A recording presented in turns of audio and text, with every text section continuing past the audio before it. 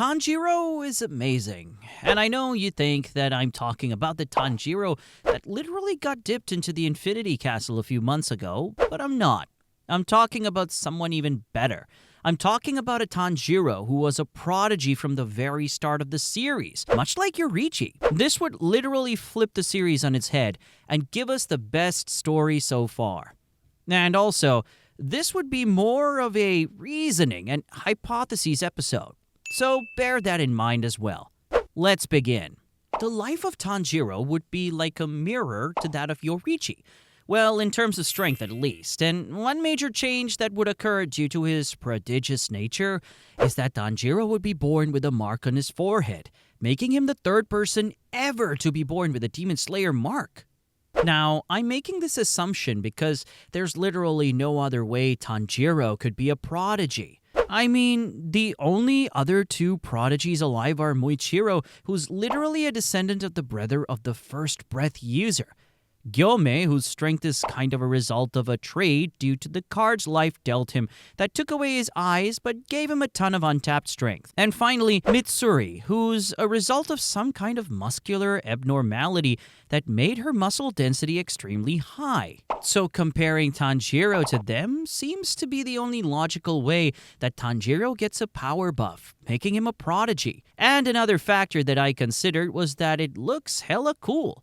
At least compared to the lame-ass water burn Tanjiro got as a kid. So 2 stones with 1 bird, or whatever the saying is. Now, as the story would progress further, Tanjiro would be highly capable in terms of his physical attributes, which could also lead us to believe that he would have an even better grasp at the 𝐿𝐵𝐾𝐈𝐓𝐒, because, like in the canon story, Tanjiro's lungs gave out in between the dance many times.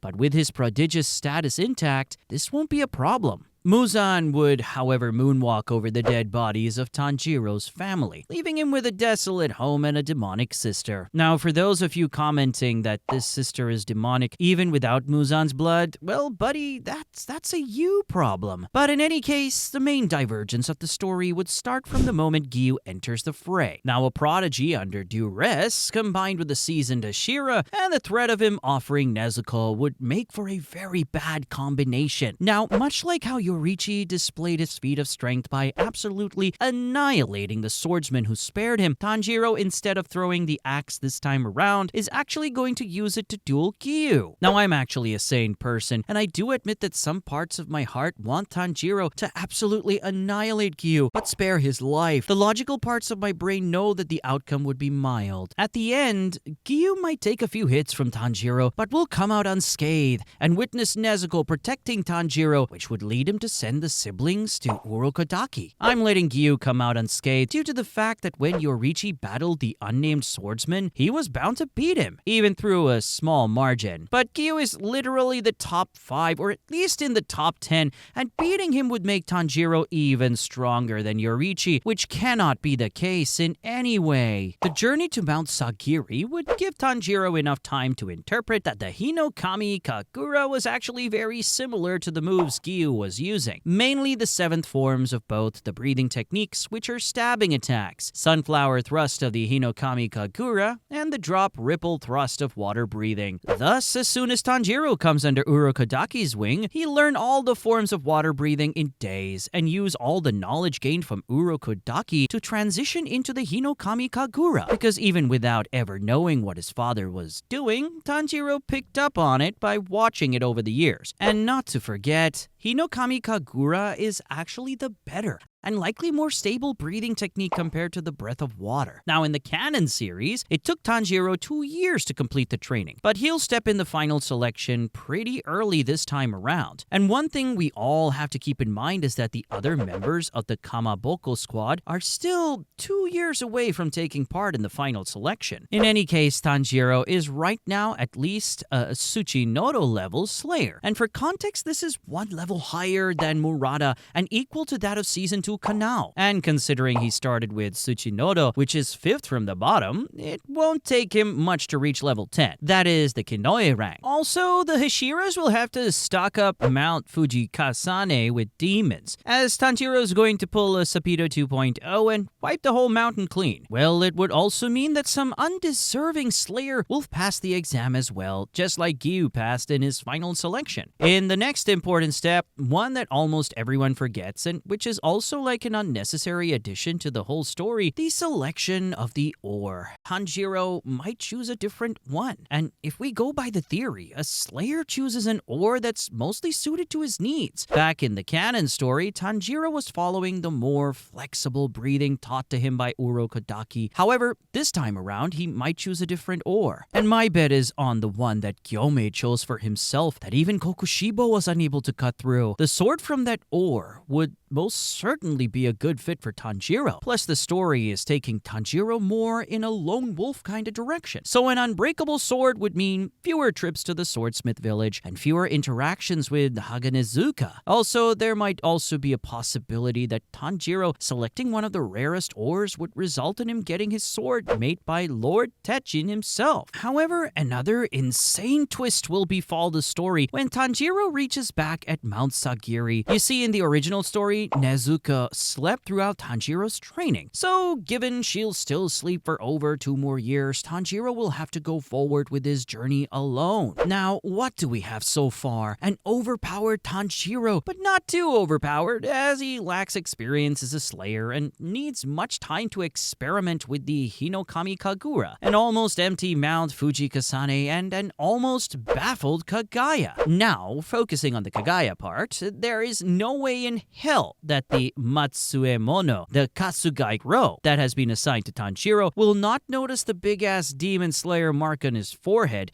and report it back to the HQ. And with Season 4, we know that Lady Amane, as well as Kagaya, knew about the demon slayer mark, which manifests itself as a demon crest on the bodies of slayers. So Tanjiro might actually get a special summoning to the Ubuyashiki residence, but nothing would come out of it, except for Tanjiro maybe getting assigned to more dangerous missions and Kagaya taking note of Tanjiro's new breathing style. So the demon slayer encounters like the ones with the swamp demon, as well as the meeting with Muzan and Lady Tamayo, would be thrown out of the equation as a butterfly effect. Well, that begs the question, what is next for Tanjiro? The most logical explanation to this answer would be to fight a lower moon. And we have one in the story that fits the bill perfectly. And that demon is Lower Moon 5 Rui. Now see, Rui was terrorizing Mount Naragumo for months, so there is a chance that Tanjiro, with his superior abilities, might be entrusted with defeating a Lower Moon level threat, drawing a parallel to how Rengoku was tasked with taking care of Hairo in Tokyo when he was on his way to climb the ranks. Also, Mount Naragumo is only about 70 miles north of Mount Fuji, so it would be good cardio for Tanjiro. Just kidding. This could result in Tanjiro putting his skills in Hinokami Kagura to actual practice. Also, I believe, being a prodigy, he would be strong enough to blitz through the whole roster of the White Spider household. So, what I see happening here is Tanjiro cutting down the father demon after a few failed attempts, going through the sister and mother demons easily as well. However, he could struggle against the spider son demon that Zenitsu faced. So what I see happening is Tanjiro defeating all the demons except Rui, but getting infected with Spider Sun's weapon, nerfing a bit with his fight against Rui. Now, you guys might remember that back in the canon timeline, Rengoku taught Tanjiro to control his breathing to stop a bleeding artery. Here, Tanjiro could actually figure out a method through his breathing technique to slow down the poison whilst fighting Rui, and finally beheading him in an epic fashion. This would all be witnessed by Shinobu, who would have arrived to keep an eye on Tanjiro on Kagaya's orders and end up giving him a wisteria extract medicine that would slow down the poison and the transformation. This would result in Tanjiro breaking the record of Gyome and Moichiro by becoming a Hashira in less than 60 days, wherein both the stone and the mist pillar took 2 months to get to their position as a Hashira. Now let's recap a bit. Tanjiro is now a Hashira. Nezuko's going to sleep for at least 20 more months, and there's no sight of a future conflict brewing, is there? What I think is going to happen is that in the canon timeline, Muzan will not get rid of all the lower moons, because unlike last time, he hasn't met Tanjiro yet, and is not that angry to begin with. So the lower moons might get a few slaps on the wrists, and by that, I mean a few painful discombobulations and a bit of limb tearing, which is very well in line with his 90s hip-hop drunk dad persona, who appears to be cool but won't take shit if you misbehave. So where does the story go from here? We know that Tanjiro has now become a pivotal point in the organization, as he's literally the new transfer kid in the class who's making all the girls swoon, which in this case are members of the core, but with no major events happening anywhere in the storyline. However, if you remember, Rengoku became a Hashira at age 20, and there might be close to a year in between his death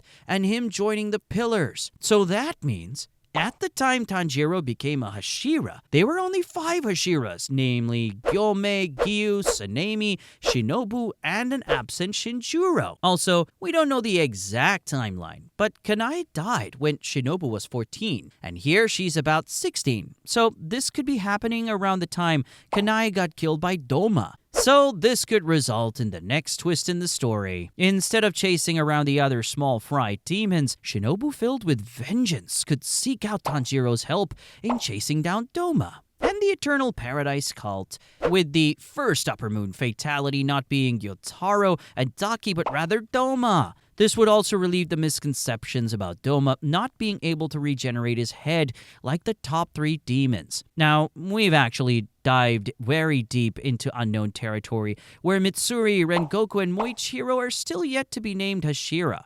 However, the final story has already picked up quite a bit. I mean, Moichiro might not even know the existence of the Demon Slayer core yet, and would he be living with his brother in their isolated home? So this could get very interesting going forward. In any case, if you like the style of video, do like so that I can continue with these slow-paced theory videos. Also, I'll be able to push more of these out if you really support me. So show your love in the comments, and I'll see you later!